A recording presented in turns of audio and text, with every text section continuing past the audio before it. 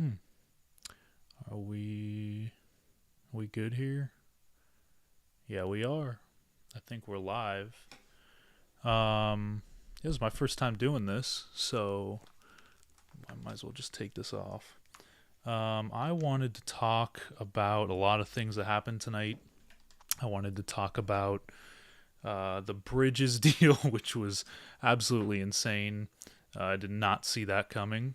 I did not see it. Actually, I think we all saw it coming. I just think we didn't see it coming for that price. Four unprotected firsts. I don't know the whole thing. It was crazy, a crazy deal. We got a Paul George kind of update. The Rockets going in on Kevin Durant. Um, yeah, it's kind of wild right now. And I just wanted to go over, like, I hope this is even working. I don't even know. Like, I can't even. I'm using OBS. Yeah, just kind of seeing how this works.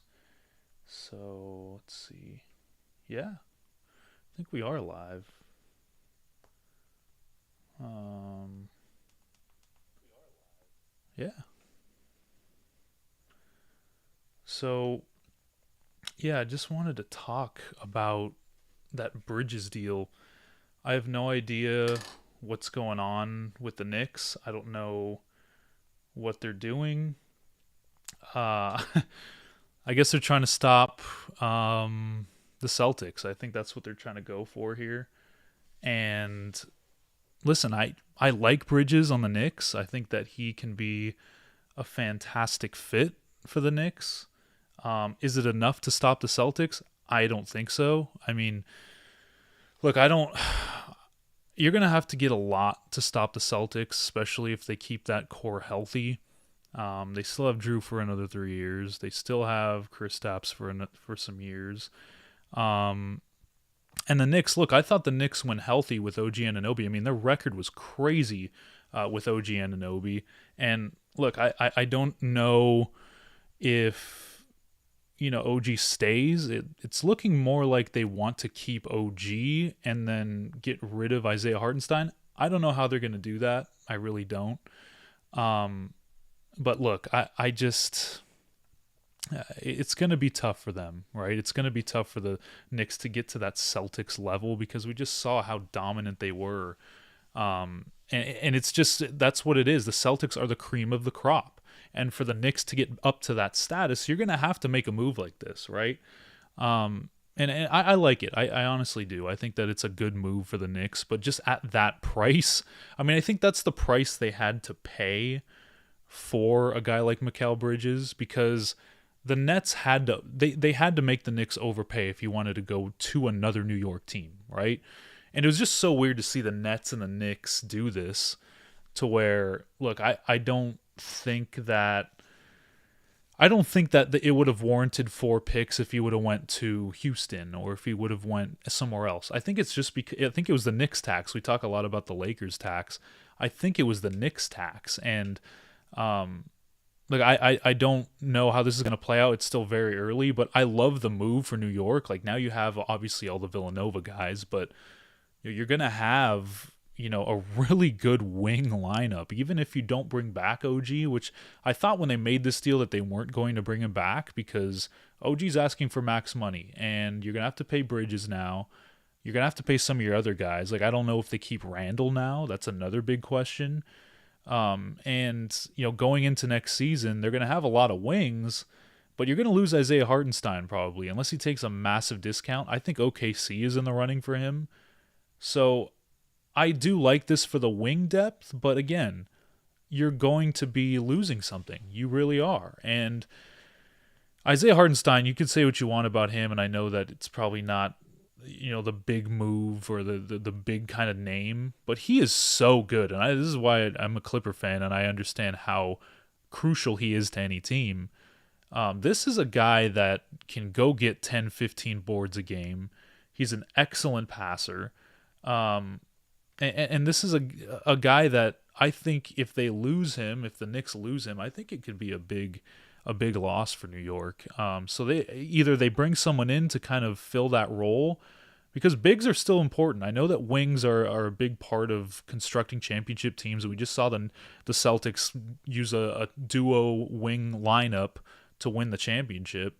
But again, I think that bigs are a really big part of the NBA nowadays. And for the Celtics, I think they see this and like, okay, well, we don't really care. We have our team set. I know the Knicks are trying to do this to get up into that status, but I mean, I don't know. I don't see it eclipsing the Celtics yet. I do like the move, obviously, like I mentioned. But man, 4 unprotected firsts plus a pick swap, all that garbage. I'm not going to read the whole thing, but my goodness. It was an overpay, but that's the price you had to pay to get him out of Brooklyn and across the city to Manhattan. That's just what you have to do. So, I mean, while I do agree that it should have been probably less picks, the Knicks had to give it up, right? They had the picks to do it, so why not do it? Listen, the East, I understand. I understand the East is kind of a mess. We don't know really who the contenders are right now. We don't know if Donovan Mitchell is going to be that kind of guy. We don't know if he's going to extend with Cleveland. It looks like he is, but we don't know yet. We don't know what Orlando's going to do. Presumably, Paul George is still on the radar. They still have a very good young core. We don't know what Philly's going to do. They have a max slot. So I don't really know what the option is here for either of those teams. And, this is, currently why I understand why the Knicks did this, because it's kind of wide open. And, I don't know why other teams didn't go after Bridges. I'm assuming there were teams that did, but for the Eastern Conference, I'd put the Celtics and the Knicks up there side by side now, obviously. And if the Knicks lose Hartenstein, I know I'm harping on this, but if they lose Hartenstein, that's a big loss. And I'd put them even lower. I mean, he was so big for them, especially now that we know that Mitchell Robinson is very injury prone. So it remains to be seen. The Knicks, look, good for them. They went all in. But I wanted to talk actually about Paul George, because as a Clipper fan, there's a lot of misconceptions about Paul George. There's a lot of people that are on here talking about, oh, well, he averaged 20, 23 points per game. Oh, well, he did this. Well, he did that. Look, Paul George is who he is. I don't think he's going to get better at this point in his career. I don't think that he's going to get better as a player at this point in his career. He's inconsistent. That's what it is. He's just inconsistent. And I understand that, he was an all-star last year. He was an all-star the year before that. I don't think he deserved to be an all-star, to be quite honest with you. I thought De'Aaron Fox did. I thought Domantas Sabonis deserved to be an all-star over Paul George. So this whole Clippers situation it's pretty tough, because on one hand, obviously, if you're the Clippers, you'd love to keep him, right? You'd love to have him back, but at your price. He's asking for a max contract. And if he wasn't asking for a max contract, he would have been a Clipper already right now, signed. But he's not. And that tells me that they're still far off in what they're trying to do. That just tells me that the Clippers and Paul George's constituents, they're just far apart. His agent, they're far apart. And at this point, when you see the Knicks make a move like that, when you see the Warriors say, no, we want to keep Kuminga, we want to keep Moody, and then when you see Houston say, hey, we want Kevin Durant, obviously that raises your antenna, right? Because you're saying, okay, well, if any of those teams can't get, like if Houston can't get Kevin Durant, if Philly wants OG Anunoby, if the Warriors want to keep their young core and say, hey, we're going to run it back with this young core and see where it goes, where does that leave Paul George? The Magic, right? Does he really want to go to the Magic? Like, seriously, does he really want to go across the country to Orlando, where he already had bad experiences in the bubble? And I know it wasn't actually Orlando. It was Disney World, but it's in Orlando. So that's what I'm trying to get at here. But the options are now dwindling, right? They're starting to get a little bit farther down. And at this point, if I'm Paul George, I have to seriously consider looking at that sub max deal. Because it seems like the Warriors don't really want to make that trade. Now, can it still happen? Sure. But it seems like the Warriors don't really want to make that trade. It seems like Houston has their focus on Kevin Durant. And look, I don't think the Suns are trading Kevin Durant in the first place. I know that they had a tumultuous year last year. They're bringing in a new head coach, which I think is going to help a little bit. But I don't see the Suns trading Kevin Durant. If they want to trade Bradley Beal, fine. But if I'm Houston, I'm not going after Bradley Beal, especially for what the Suns are going to probably ask for. So that brings me to this Paul George to Houston thing. If Paul George wants to be in a winning environment, he wants to get a max contract or at least close to it. He wants to be a part of a young core, go to a nice city in Houston. And he wants to do the Clippers a solid by opting in and not asking for a trade. I think Houston's the best option right now. Now, I'm saying that as somebody that's in Paul George's camp right now. If I'm going from my camp as a Clipper fan, of course I want to make a deal with Houston. I mean, look at the assets that Houston has, right? I mean, obviously, look, Houston, they didn't make the playoffs last year, but they have such a good young core. What can the Clippers get? I'm not really sure right now. I don't really know. I don't know who's available. I know they're probably not going to trade Jalen Green. Obviously, I'd love to have Jalen Green as a Clipper fan, but I don't think that the Rockets are going to trade him. So who does that leave you with? Dylan Brooks? Fred VanVleet? Fred's not going anywhere. They're not trading Şengün, so Jabari Smith maybe? So if I'm looking at it from the Clippers side, obviously I'd love to get that package. Maybe they trade the third pick in the draft this year. I don't think so. Like, I'm going through all these trades as a Clipper fan and as somebody on the Clippers side. But if I'm Houston, I stay far away. I don't even think they need to make a big splash move. I don't think they need to go get a Kevin Durant. Now, would it be beneficial to the team? Sure. But I don't think that's what they need right now. They had a good stretch at the end of the year where they almost made the play-in, and I know what everyone's going to probably say, oh, well, it's the play-in. What would that matter? They're trying to win championships. Obviously, yes. But that young core, in my opinion, it felt like they outperformed their expectations. They were not even supposed to be in that spot. So, yes, while I do understand that you want to go big game hunting and you want to go get a big player, I don't think this is the offseason to do it if I'm Houston. Now, that trade package, sure, it could look fancy, it could look nice, but is it really going to move the needle for both teams? You know, let's just go through a hypothetical, right? A hypothetical trade. The Clippers, if Jalen Green's available, which I don't think he is, they would get Jeff Green, Jalen Green, Jock Landale, and what, like two firsts?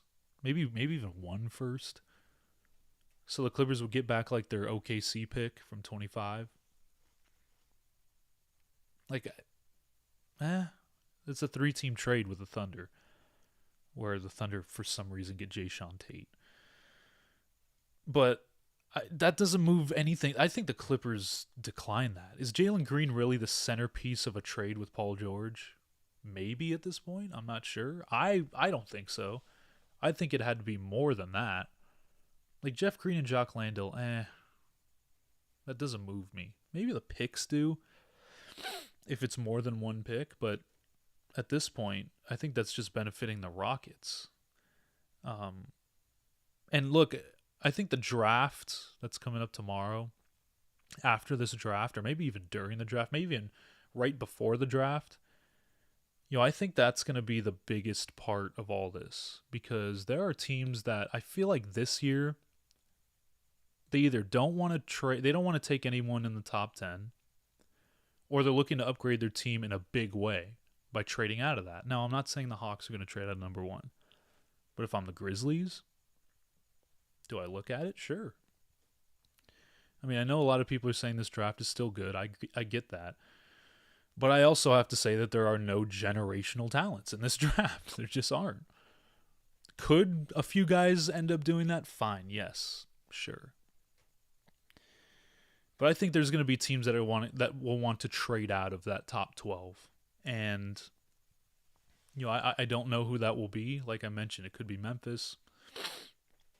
It could be one of these other teams that really, they're kind of competing right now, so they don't really need a really high pick, and you can get a lot of assets back for it. But I mean, I don't think the Rockets trade their third pick. I don't think they traded for Paul George either. I mean, that would probably be a disaster. So Houston's in a good spot. I don't think they should do anything drastic. Like, if you get Kevin Durant, that trade package is going to be huge. Like, you're going to have to give up Jalen Green plus probably Jabari Smith. Then there goes your depth. All that development that they've had over the past 3 years, and I know people will say that Jalen Green hasn't developed yet. But all of that development for an older Kevin Durant that has been shown to break down as of late, that yes, he puts up all NBA stats. Yes, he's still an all-star level. But that offense is going to be predicated around him and not Şengün and not Jalen Green. Obviously, he'll be gone in this deal, but you get my point. They have a great young core. If you just add around the edges and get better depth pieces, that's the way for Houston. Trading for Paul George and aging Paul George at that, a guy that's been inconsistent. I know, like I mentioned, both of these guys that I'm talking about have been all NBA, have been all stars. I get that. But Houston has a good thing going, and that end of the year where they almost made the play-in over the Warriors, I got to bank on that, man. And going to the Warriors piece of this, if we're talking about a Paul George to the Warriors thing, same goes for them. If I'm the Golden State Warriors, and I saw what Jonathan Kuminga did at the end of the year, I saw what Moses Moody can provide. I know that Andrew Wiggins at times can look like a great wing piece. If anyone's going to go, I think it would be Wiggins. But to trade for Paul George? Does Paul George even fit with the Warriors? They're predicated on movement, a motion offense. They're predicated on quick shooting, not a lot of ISO, good passing. Paul George doesn't really fit the Warriors. Now, I keep harping on this, but he is all NBA. He is an all-star. He's close to all NBA every year. He's always in the conversation. But I'm thinking of fit. Can Steve Kerr make almost everybody fit? Yeah. But for a guy that I've seen be pretty bad for stretches during the season, months at a time, is that really what the Warriors want? Because I think that at this point, I know this is crazy to say, but down the line, I think Kuminga could be one of the better young players in the league. And you're going to give that up for, 2 years of Paul George? If you extend him, 3 years? I just don't see it. And again, this is up to the Warriors too. Do you want to compete? Or do you want to kind of retool? A lot of these teams are in the middle. The Clippers are in the same boat, right? They could go one direction and say, hey, thank you for your time, PG. Thank you for your time, James Harden. We're going to try something new going into the arena. That's very risky. That's a very risky move. Because going into a new arena, you have to have people in the seats. And while I do think that they will have people in the seats, it is going to be a lot tougher if you just have Kawhi and Terrence Mann and Ivica Zubats with, I don't know, some MLE guys. That's a tough one. So they have that direction to go, or they can say, hey, We were 26-5 over the span of 31 games in December and January. We were one of the best teams in the league until right after the All-Star break. If we stay healthy, maybe we can make another run. Maybe that's what they're saying. Listen, I don't really know what the front office is thinking right now for the Clippers. But you could say, hey, let's run it back. We had a good 2-3 month sample size of it actually working with these three. Let's just give Paul George the max. Let's give Harden what he wants, and let's do this again for the next 3 years at least, because that's what Kawhi's extension runs. Now, I don't even know about Kawhi's health. Is he even healthy? I don't know. I don't think anybody knows right now. Is he even going to play in the Olympics? We don't know. So they're in another tough spot. I think all these teams that are trying to either trade for a star or get rid of a star, they're all in tough spots. And not a lot of people are talking about the Clippers' direction, right? They're talking about Paul George. But what about other than that? Are they going to be another Suns type team where it's like, hey, we went in on all these three guys, but we don't really have much outside of that to supplement it, and these guys haven't really been healthy? Like, sure, big threes in theory work, but we saw like one guy got hurt for the Clippers, and the whole thing got derailed. So, again, it's on the front office to say, hey, we need to pivot or we need to go all in. And I'm afraid of that second option, because if that second option happens, that means that they're going to max Paul George or give him a no trade clause. And that's a disaster. I don't think they should give Paul George a max or a no trade clause. Look at what we saw with Bradley Beal. Bradley Beal right now at this moment has a no trade clause. And obviously nobody in the league agrees with that. So again, it's very difficult right now. And in my honest opinion, I think Paul George will be a Clipper. I really do. I originally thought it was 1 foot in, 1 foot out, but I'm just seeing more and more options dwindle down to where teams are kind of coming to their senses like, hey, do we really want to pay the max to a guy that didn't perform in the playoffs, already went on his podcast and said that he doesn't care about winning a championship, that has all NBA All-Star potential, but it's too inconsistent for us to take that chance. When we can go get a guy like OG Anunoby, we can go get another player or players with that max slot. Because the Sixers, I know that they're still interested, but if they get Paul George, what are their other options? Like, what is their team outside of Embiid, Maxey, and PG? And that's already a question mark with Embiid. Is Embiid going to stay healthy? He hasn't been healthy for a long time. Even when he plays, he's hurt. Paul George has his injury history. So imagine one of those two guys hurt. Then what do you have on the bench? Just a bunch of vet minimum guys? You're probably not going to sign back Kelly Oubre. So you're going to have this team where it's the big three or nothing, much like we saw with the Suns, and we know that happened. Look, I like the fit with Philly, with PG. I think that fit is actually really good. Maxey can handle the ball, a lot of the attack things, the pick and roll with Embiid. PG can be a spot-up shooter and a guy that can create off the wing.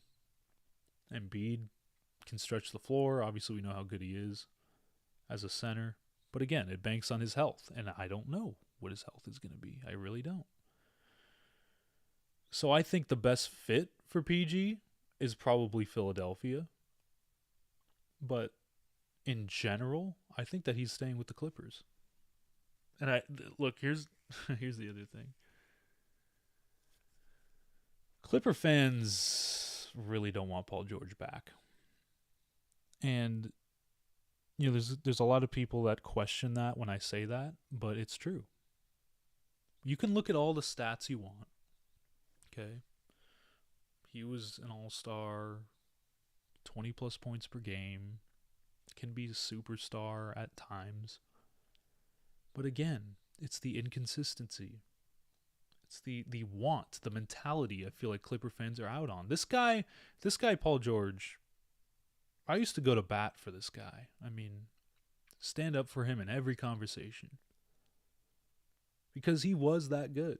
He led the Clippers to the 2021 Western Conference Finals without Kawhi Leonard in Utah, then at home, then in that Phoenix series to push it to 6. He will forever be a Clipper legend. Forever. Because of that run. But since then, he missed the 2022 playoffs. The Clippers did, actually, because he got COVID after the first playing game. And he injured his elbow for the majority of that season. In 2023, he had knee issues, right knee soreness, which kept him out here and there. And then he hurt his knee really bad to the point where he missed the last month of the season and the playoffs. So he didn't play in 2022 and 2023 in the playoffs. And then in 24, we're saying, okay, look, this is the runway for PG. This is where he takes over because he had a good stretch at the end of the year. He had a really bad stretch after January for about a month, maybe a month and a half. But then, when Kawhi Leonard was out, he kind of took that team and got them to the 4 seed. Kind of held the Mavericks away to the 5th seed. So when the playoffs started, we're like, okay, well, great. We're going to get that type of Paul George with a healthy Harden, Russell Westbrook knowing his role. Kawhi can take his time. The runway was clear for PG. And he didn't come through. Game 1, it looked great. Wow. Oh my God. We're going to get that type of Paul George. We're going to get that type of performer. We're getting him like he was in 2021 this year. Game 2, stinker. Game 3, stinker. And Game 4, he looked like the superstar that I think everyone thinks he is. He looked like the superstar that we saw in 2021. He looked like the all-star. But games 5 and 6 were some of the worst basketball I've seen him play. And they needed it the most. The Clippers tied the series at 2-2. Going back home, that was the game for Paul George to say, hey, I'm going to do this again and earn my max contract. And he didn't do it. And I know that's why the Clippers aren't budging on their offer. Will they eventually? Probably. They probably will eventually budge. I just have this growing sense because I've been a Clipper fan for a long time. I've covered this team. I kind of know how the front office works. So they'll probably end up either upping the deal because they get scared of him leaving for nothing, or they give him the no trade clause. And either way, I don't agree with it, but I think that's what'll happen. So that was game 5 and 6 was the clear runway for Paul George to take over and say, hey, this is why I deserve a max. And he didn't take that. And that is the main issue that Clipper fans have. That could be the main reason why they don't want him back. Is because your superstars, the guys that you pay $45-50 million a year, they're supposed to take over in those moments. Kyrie Irving took over in those moments. He's getting paid $40 million a year. Your best guys have to show up when it matters, and Paul George did not, and he wasn't there the last 2 years before that. All love to Paul George. He got the Clippers to where they have never been in their history. I was at the game 6 where they did it. But sometimes you just gotta move on. And that is what that organization fails to do sometimes. I get it. I really do. It's hard to let go of a lot of things. It is. Going into a new arena, I don't think they're moving on. Should they? Sure, yeah. And there's a lot of people in agreement with me. But again, I'm going to go back to what they did in December and January. 26-5 in 31 games, and they were close to the 1 seed. They were the 1 seed for a day or two. And the front office is going to look at that and they're going to say, well, it worked. And it did work. And I thought that this was going to be the best Clippers team of all time. I literally did. And they could have been if Kawhi was healthy, because we all know how good playoff Kawhi is. But we just never saw it happen. And we got to see who Paul George is at this point in his career in the playoffs. There was a debate that I was having with some people in a basketball chat I was on today. And we were debating, like, who's the better player between PG and Harden. And obviously that's a tough one, because it's kind of consensus that Paul George is the better player, right? You know, he's a top 10, top 12 player when he's on, like I mentioned. In that Game 4, he looked like a top 10 player. But he also can look like a top 75 player on some nights. And with Harden, he can actually distribute the ball. He can get guys in the right spots. He can be a floor general. Paul George can't do that. So, while Paul George is a better scorer and a better rebounder at this point in his career, still a better defender, I think for the Clippers, James Harden's a better fit. He just is. How long have we been waiting for the Clippers to get a point guard? How long? Every year, every single year is like, oh, well, if only the Clippers had a good point guard. If only they had a point guard that can shoot. Imagine the Clippers with a point guard. So they tried Reggie Jackson. That actually worked. Him and Patrick Beverley. That actually worked. But since then, it was John Wall, who didn't work. Russell Westbrook, I guess it worked a little bit, but still, it wasn't ideal. Couldn't shoot. Obviously, he took over in that Sun series, and that was without the two stars. But again, wasn't ideal. That wasn't what Lawrence Frank and the front office were looking for. So they finally get Harden, a guy that can shoot, a great point guard, can get guys in his spots. We just saw him basically get Embiid the MVP. And now they, I just think that it's a good fit with them. I just do. They finally get Harden, and now Paul George wants out. It's like, wait a minute. Isn't this what you've been asking for this whole time? Maybe it's because it's not Paul George's friend. I'm not sure. He seems to bring in his friends pretty quickly. But James Harden is everything that the front office wanted. It's everything that the two stars have wanted. They were advocates for Harden coming on over. They were. I mean, early in the season, you can go back and look at the quotes. I'm not going to find them now, but you can go look at it. Their quotes said, yeah, we were all in on it. Of course we wanted to bring James over. He transforms our team. Stuff like that. I'm paraphrasing, but you get my point. And now Paul George is going on his podcast and saying, well, the roster construction, our wing depth. It's like, wait a minute. Didn't you guys want Harden? Weren't you guys signing off on this deal behind the scenes? Now, maybe it was just Kawhi that was signing off on it. Maybe Paul George really didn't want Harden as badly as Kawhi did, because it seemed like Kawhi had a really great time this year with Harden as his point guard. Just judging off of, the clips that we've seen. Dang. So maybe it was Kawhi that wanted him, and Paul George has felt this way for a long time, which is maybe why he hasn't signed that extension yet, because he's waiting to see, hey, you guys bringing back Harden, or... That's another bit of this. Like, Harden, there's already been reports of Harden waiting out on PG. So, again, I don't know where this goes, but Harden, I think, is the better player for the Clippers at this point. And it's just so sad to say that.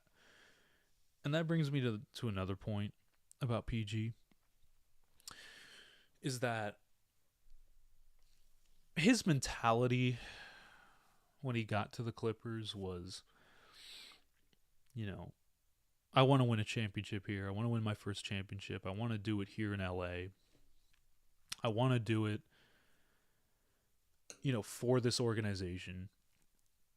And, even after he signed his extension in 2020, it was all about, I want to do it for this organization. I signed my extension to win a title.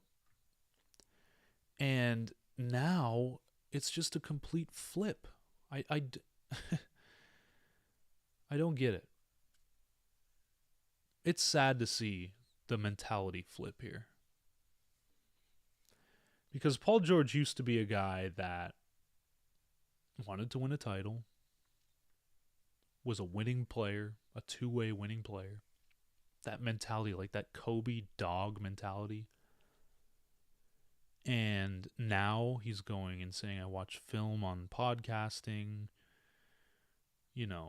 He had that quote where he said he's on his bully shit and then proceeded to do that in the playoffs. He said that winning a championship is not his number one priority and it's about the style of play. I know I think I know what he meant by that, so I don't really take a lot into that. I think he's just more being about content with his life and where he's at with his life in basketball. I get it. He's an aging star. But going into a contract year and you say stuff like that for a team that took a chance on you, traded their whole young future, including Shea, for you, extended you, gave you a max contract extension, and then you do this. Kawhi took less money so that Paul George could stay, so that Harden could stay. Harden's not getting the max. He's taking less. And now Paul George wants to be hard-headed in negotiations. Do you know how much of a dagger that is? Because I really thought the world of PG and the type of player that he was in 21 and shoot, even last year, even some of this year. But just some of these quotes lately have just really been hurtful to not just the Clippers organization, but to just himself. I mean, you're saying all this stuff before you're going in to get a contract extension. It's so odd. It's almost like he's playing himself out of a max deal when he could have gotten it. All he had to say, was, "I'm trying to win a championship, and winning is the only thing I care about." Even if that's not what he cares about, just say it. And then he comes out with this podcast cover of a magazine where he watches film of podcasters. It sends a bad look to the fans that are so desperate and hungry for a title. Right? These Clipper fans, and myself included, do you know how much hurt and angst they have gone through over the years? Whether it be Lob City, whether it be the last 5 years. Do you know how difficult that is? And for all of these, for all these quotes to come out now, basically saying it is what it is. That just sucks. That hurts. And I think that's what rubs Clipper fans the wrong way, and why you see so much discourse from Clipper fans on social media about Paul George right now. Is because it's just such a flip in mentality. Like, this guy was supposed to lead us to our first championship. That's what they brought him in for. And all these quotes seem to contradict that. They all seem to flip that script. And while, a vast majority of these fans still love him and appreciate everything that he's done, in 2021, I know a lot of fans that have been fans for a long time, since the Elton Brand days, the Corey Maggette days, since the Lob City days, like myself, since they got Blake Griffin, since they got PG and Kawhi, that are just out. And it's for that reason. I'm telling you right now, it's for that reason. You can look at the numbers all you want. You can look at the awards that he's gotten all you want. But the fans that watch him on a daily basis feel that way. And it's just sad because that mentality flip, I don't know where it came from. I don't know if it was from when he first did his pod. I don't know if it was from, you know, just what has happened over the past couple years in terms of the injuries, in terms of the disappointment. I don't know what it is, but it's just so sad to see because I truly thought that this guy was going to retire as a Clipper, and he still very well may retire as a Clipper. But all the reports and all the sources out right now are basically kind of pushing him out of LA and going into a new arena, going into a new rebrand, a fresh era of Clippers basketball. I never thought it would end like this. I know I'm talking like it's a final thing. I know I'm talking like Paul George has already left, but just the switch in his mentality is what a lot of fans are out on. It's not his numbers, it's not his ability, because that's the most frustrating part about it, is that Paul George can be one of the top 12 players in all of basketball. He can. But his recent play and his comments have just flipped it the other way. And that's what makes it so sad, because he's not playing up to the potential that he still can be at. And that's why Clipper fans are out. So, I do think that this is still a fluctuating situation. I don't think that it's a foregone conclusion that he's gone. I don't think that it's a foregone conclusion that he stays. It's up in the air right now. But it's just, I was thinking about this today, and it was just so sad to kind of see myself included, like the flip of how fans feel about him. Because at one point I thought that he was going to be the face of the franchise for this squad and lead them to a title.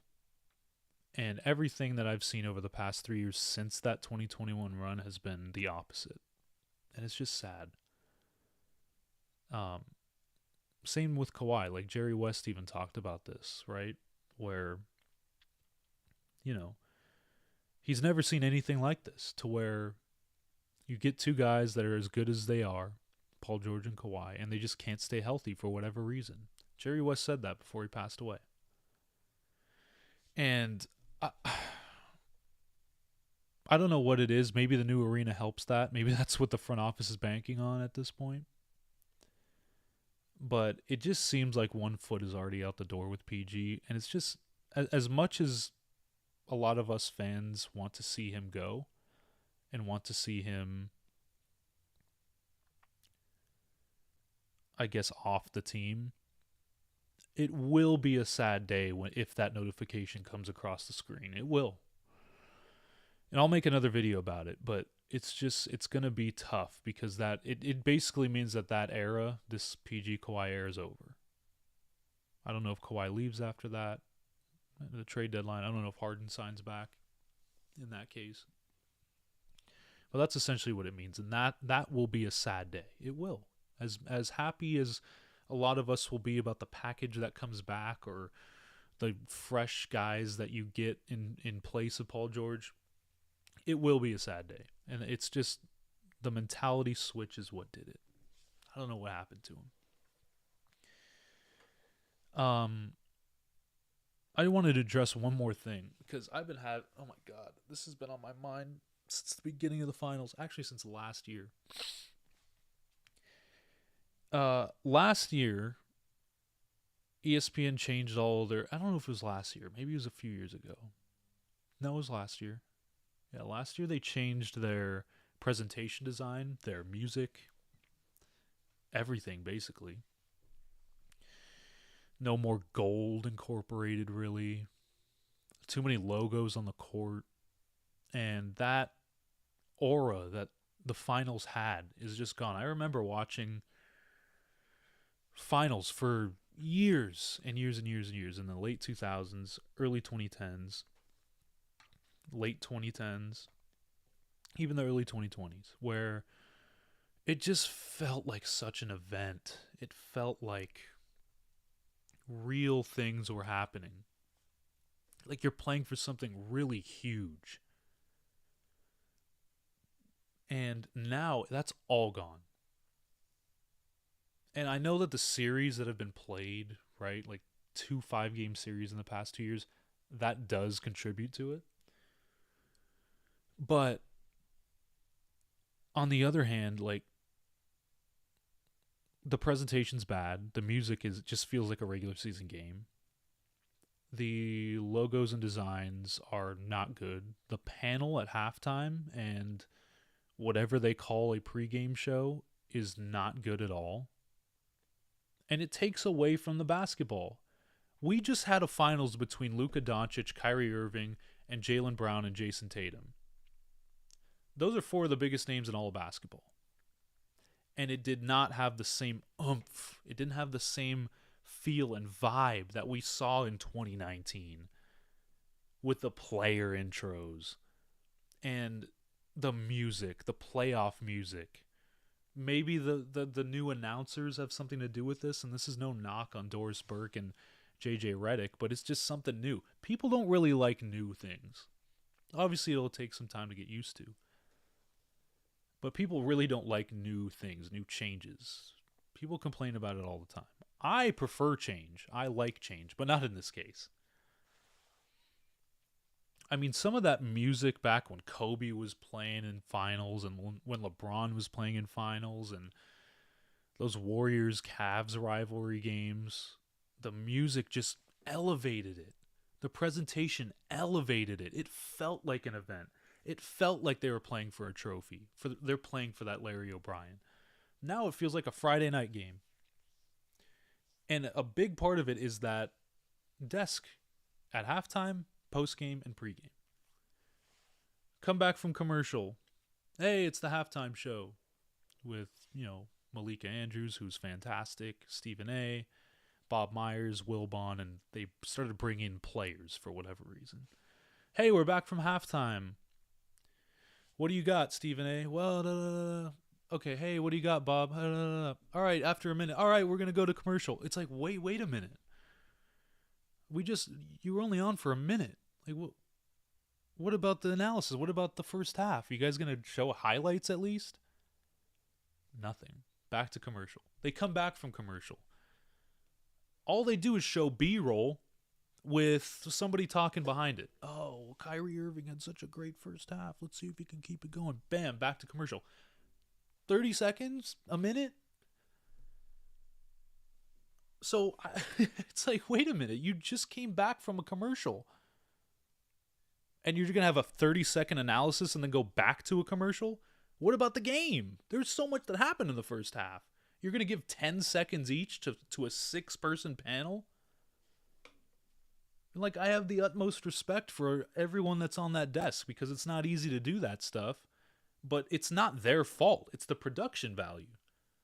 Keep them on the screen. There's a reason why TNT is doing so well in the NBA space and why a lot of people are so frustrated with them leaving and with them not getting a package is because they actually sit there and while they may not talk about the analysis as good as other people, while they may not have the best knowledge of the game, they may not have even watched the game, Chuck, Shaq, and Kenny, but they're actually on the screen for more than 30 seconds. And they have a fun time doing it. It's not stern and, Stephen A. yelling at somebody.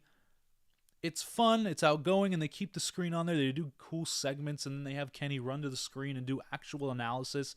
But it's not for 30 seconds. And the finals is about... This is the biggest event in the NBA. You can say what you want about the All-Star Game. The All-Star Game is in a decline. The finals should be an event. It should be treated like the Super Bowl. It should be treated like one of the best events in all of sports, and ESPN is not doing that great of a job doing that. It should be treated like the biggest event in the NBA, and it's not, and it used to be. They used to have player intros before the game, cinematic views, really cool intros, great commercials. Everything is going too minimalistic. The score bug is minimalistic. The music is minimalistic. Go back to depth and detail, and it's not just me saying this. I know it sounds like old man yelling at cloud. It's not just me. Go on social media and talk and look up what I'm talking about. It's not just me. People like that stuff, and it's not just with the finals, right? It's kind of everything at this point too. The logos and the uniforms, which I'll get into at another point, but the logos and the uniforms being terribly designed. Although I'm so excited for that Clippers rebrand. That is one of the best things to come out of this offseason, regardless of player movement, regardless of Paul George. I'm excited for that rebrand in that stadium. But in general, uniform design is terrible. Logo design is terrible. They're not giving the fans what they want. The fans are the ones that care the most. Players don't care. They'll wear anything. They don't design it for marketability anymore. What happened to those 90s designs with depth and detail and great logos, right? And uniforms. That's why throwback jerseys are making such a comeback. It's because people like those more than the regular ones. You'll see people wearing Mike Bibby jerseys. You'll see people wearing old Kings jerseys, old Raptors jerseys, because they like those more. Old Jazz jerseys. I wear those new ones. And I like their new ones that they just announced. But I digress. So the main point is that the in-season tournament felt like more of an event than the NBA Finals. They had the logo on the court, the trophy logo. They had it in Vegas, Showtime, Vegas. They had the uniforms in the courts. It felt cool. And then the finals, it's, hey, YouTube TV everywhere. And then 30 seconds on, hey, halftime, here we are. Yeah, bam, out. Terrible music, terrible presentation, terrible score bug. Wasn't an event, and the NBA Finals should be an event, especially when you have players as good as the ones that were in the finals this year. This was my first live. I know I talked a lot about the Clippers and barely about the Knicks getting Bridges, but I'm going to do these a lot because I like venting, and I don't get the opportunity to vent a lot about sports unless it's on camera. So I'm going to do these a lot more. For the 3 viewers that watched my stream, you're the best. Hopefully we can up that next time. Even if not, I'm going to use this as my venting session. The draft is tomorrow. Free agency starts in a week. NFL stuff starting soon. Baseball's in full swing. I need to talk about baseball too. The Dodgers. But we're going to do this again. Thanks to everybody, all 3 of you that watched. You guys are the best. I will be back. Thanks so much for watching. This is Money Mo Media. I don't even know if it shows on my profile, but that's who this is. Grant Mona from Money Mo Media. Thank you guys so much.